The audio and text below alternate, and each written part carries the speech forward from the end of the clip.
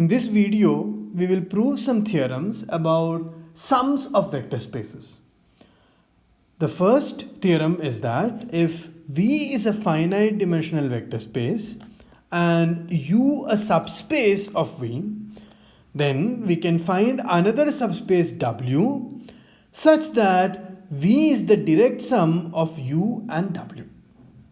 You can keep in mind some examples of V and U while you go through the proof of this theorem.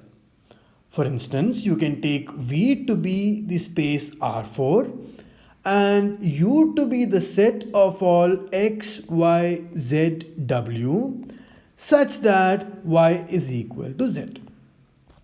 Notice that this is an example which you have encountered before. Let us now look at a proof of this theorem. As V is finite dimensional and U is a subspace of V, we have seen before that U is also a finite dimensional vector space. And this implies that U has a basis. Say U1, U2, etc. up to UM. Now we know that U1, U2, etc. up to UM is linearly independent. Why? Because it forms a basis of U and hence has to be linearly independent. But this list is also a list of linearly independent vectors in V. Therefore, we can extend this to a basis of V.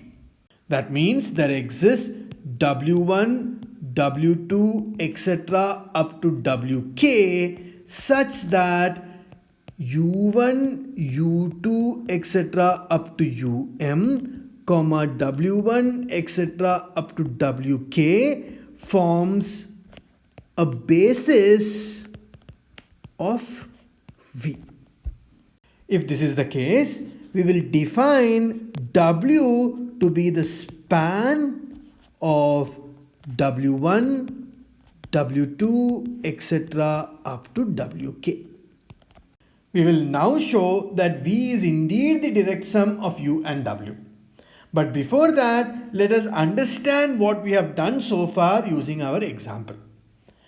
Notice that we had seen that the list 1, 0, 0, 0, 0, 0, 1, 1, 0 and 0, 0, 0, 1 is a basis for U.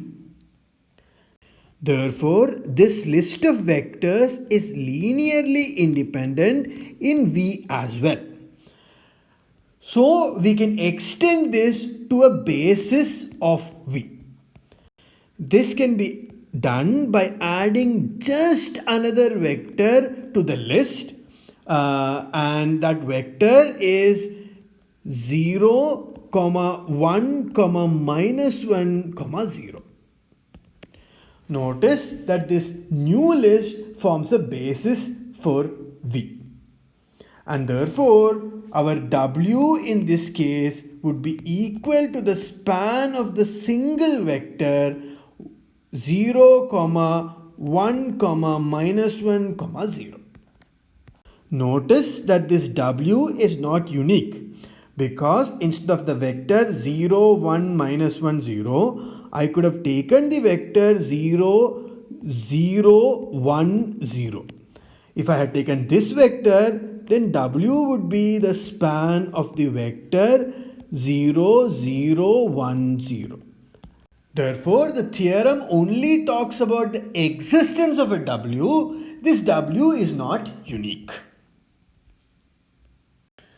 We will now prove that V is indeed the direct sum of U and W, where U is the span of U1 to UM and W is the span of W1 to Wk. Moreover, recall that U1 to UM, W1 to Wk is a basis for V.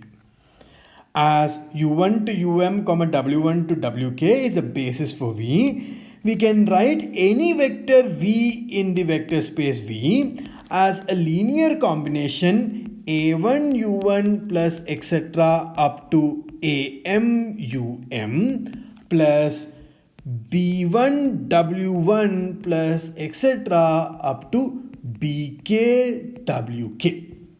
Now we can consider this linear combination and call it U, and we can consider this linear combination and call it W.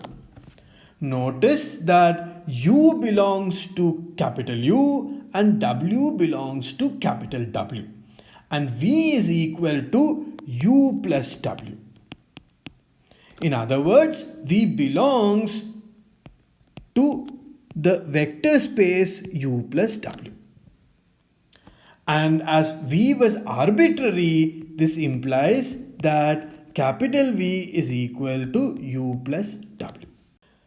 We had seen before that if we are taking the sum of two vector spaces, then it's a direct sum if and only if their intersection is the trivial vector space, the singleton set 0. So let us now try to prove that U intersection W is indeed the singleton set 0. To prove this, we will take an arbitrary vector V in U intersection W. Now notice that if V belongs to U intersection W, then V belongs to U. But if V belongs to U, then there exist constants A1 to AM such that V is equal to A1 U1 plus etc. up to AM UM. Similarly, V belongs to U intersection W implies that V belongs to W. But this implies that V is equal to B1 W1 plus etc. up to BK WK for some constants B1 to BK. Combining these two, we get that A1 U1 plus etc. up to AM UM plus minus B1 W1 plus etc. up to minus BK WK is equal to the 0 vector. But as the list of vectors U1 to UM, W1 to WK is linearly independent, we know that all the AIs are equal to 0, and similarly all the minus BJs are equal to 0. But minus BJ is equal to 0 if and only if BJ is equal to 0. But if all AIs are 0, then this implies that V is equal to 0 into U1 plus 0 into U2 plus etc. up to 0 into UM, which is the 0 vector. That means V is the 0 vector. And this completes the proof. Why? Because V was an arbitrary element in U intersection V, and we proved that V is equal to 0. That is, U intersection W is the singleton set 0. And therefore, V is the direct sum of U and W. In the previous theorem, we saw that the W we constructed had this property that dimension of V is equal to dimension U plus dimension W. And we will now prove that that was no accident. In fact, we will show that if U1 and U2 are two subspaces of a finite dimensional vector space V, then dimension of U1 plus U2 is equal to dimension U1 plus dimension U2 minus dimension of U1 intersection U2. Notice that when it is a direct sum, then U1 intersection U2 is the singleton set 0. Therefore, dimension of U1 intersection U2 will be 0. Thus, if it was a direct sum, then dimension of U1 plus U2 would be equal to dimension U1 plus dimension U2. As before, we can try to understand this using examples. So we can take our vector space V to be the vector space R4, and we can take U1 to be the set X, Y, Z, W, the set of all X, Y, Z, W, such that Y is equal to Z. And we can take U2 to be the set of all X, Y, Z, W, such that X is equal to Y. Let us now look at a proof of this fact. So we will first take u1 intersection u2, and as u1 intersection u2 is a subspace of V, it is finite dimensional, which means that u1 intersection u2 has a basis. Let this basis be v1, v2, etc. up to vk. Now this list v1, v2, etc. up to vk is a linearly independent list in u1. Therefore, we can extend this to a basis of u1. That means there exist vectors u1 to um such that v1, v2, etc. up to vk, comma u1, u2, etc. up to um is a basis for u1. Similarly, as v1, v2, etc. up to vk is a linearly independent list in u2, we can extend this to a basis v1, v2, etc. up to vk, comma w1, etc. up to wn, which is a basis for u2. Now the basic idea is that the list v1 to vk, comma u1 to um, comma w1 to wn forms a basis for u1 plus u2. If we manage to prove this, then notice that dimension u1 is equal to m plus k, dimension u2 is equal to n plus k, and therefore dimension u1 plus dimension u2 is equal to m plus n plus 2k. Basically, the vectors v1 to vk are getting counted twice, once in u1 and once in u2. Therefore, we have to remove them or subtract them from the total sum. That's what we are basically doing. So this is the basic idea, and all that is left to prove is that this is indeed a basis for u1 plus u2. But before we go into the proof, let us try to understand these steps using our example. Now notice that u1 intersection u2 is the set of all x, y, z, w such that x is equal to y is equal to z. Therefore, the two vectors 1, 1, 1, 0 and 0, 0, 0, 1 forms a basis for u1 intersection u2. Now we want to extend this to a basis of u1 and to a basis of u2.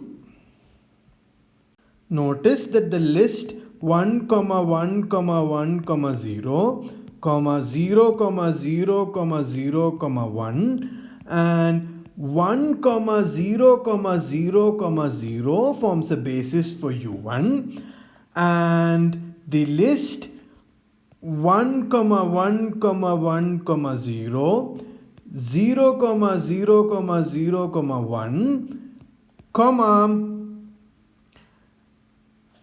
0, 0, 1, 0 forms a basis for u2. Now notice that I described u1 intersection u2 earlier. I said that u1 intersection u2 is x, y, z, w such that x is equal to y is equal to z. But I did not describe what is u1 plus u2. In fact, we can understand what u1 plus u2 is using the theorem. Notice that the dimension of u1 is 3, dimension of u2 is 3, and dimension of u1 intersection u2 is equal to 2. So we get 3 plus 3 minus 2. So what is 3 plus 3 minus 2? That is equal to 4. And because the dimension of this space is equal to 4, it has to be the complete R4. In other words, the theorem helps us understand what u1 plus u2 is. And we know that u1 plus u2 is the vector space R4. So you also understand the power or usefulness of the theorem through this exercise. Let us now return to the proof of the theorem. Recall that we had to prove that v1 to vk, u1 to um, w1 to wn forms a basis for u1 plus u2. It is evident that these vectors span u1 plus u2. Why? Because these vectors span u1 and these vectors span u2. Therefore, the span of these vectors will contain u1 and u2 and is a subspace. Therefore, the span of these vectors should contain u1 plus u2. So that is clear for us. So all we have to now prove is that these vectors are linearly independent. Let us try to prove that. Consider constants such that the following linear combination gives the 0 vector. Then we have to show that all the constants are equal to 0. That's what we have to do. Let us see how we can prove this. Notice that if this is true, then I can write C1 W1 plus etc. up to Cn Wn as minus A1 V1 plus etc. up to minus AK Vk plus minus B1 into U1 plus etc. up to minus B1 into, minus Bm into Um. Now notice that this vector belongs to U2 and this vector belongs to U1, which implies that C1 W1 plus etc. up to Cn Wn belongs to U1 intersection U2. But this implies that we can rewrite C1 W1 plus etc. up to Cn Wn as a linear combination of the vectors v1 to vk. That means we can rewrite this as d1 v1 plus etc. up to dk vk. But this can be rewritten as d1 v1 plus etc. up to dk vk plus minus c1 into w1 plus etc. up to minus cn into wn is equal to 0. But as the list v1 to vk, w1 to wn is linearly independent, this implies that di is equal to 0 and ci is equal to 0. But if all ci's are equal to 0, it implies that we can rewrite our earlier linear combination as a1 v1 plus etc. up to ak vk plus b1 u1 plus etc. up to bm um is equal to 0. Once again, as the list v1 to vk, u1 to um is linearly independent, this implies that ai is equal to 0 and bi is equal to 0 for all I. Therefore, we have shown that ai is 0, bi is 0 and ci is 0 for all possible values, which completes the proof that the vectors v1 to vk, u1 to um, w1 to wn is linearly independent. As it's linearly independent and spans u1 plus u2, it is a basis. And this completes the proof of our theorem. One of the consequences of the previous theorem was that If dimension u1 plus dimension u2 is equal to dimension of u1 plus u2, then that means that dimension of u1 intersection u2 is equal to 0. In other words, u1 intersection u2 is the singleton set 0. Therefore, if v was equal to u1 plus u2, then v would be a direct sum of u1 and u2. In fact, we can show that a more general result is true. Let V be a finite dimensional vector space and u1 to um subspaces of V. If V is equal to u1 plus u2 plus etc. up to um, and dimension V is equal to dimension u1 plus dimension u2 plus etc. up to dimension um, then V is a direct sum of the vector spaces u1 to um. The proof of this theorem is not very difficult, and hence I leave the proof as a homework.